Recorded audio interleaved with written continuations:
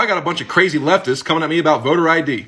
Listen here. In 2021, the year of our Lord, if you don't have an ID at this point, it's because you chose not to have an ID. Not because the system and all of its racism and bigotry impeded you from getting one. No, any functioning adult that needs an ID can get an ID. Now let's flash back for a second. You remember this past election? You remember how stressed and strung out everybody was? The entire world watching and holding its breath to see what happens in the United States. The courts, the litigations, the Capitol, and now the audits. If we didn't live in a clown world, the Democrats would be calling for the audits, not the Republicans. Kind of a read it and weep situation, right? And if the Republicans didn't actually have something, they'd be like, oh no, we don't need an audit, that's okay. Some of you have no critical thinking skills, and it shows. Now let's play hypothetical. Do you think the same thing isn't going to happen every single election? If only there was a way to avoid it. Something every functioning adult could just keep in their wallet. If the DMV showed up door to door for free to give people ID, you'd still be against it. Because you're not actually against the injustice of an ID. You're against a fair election.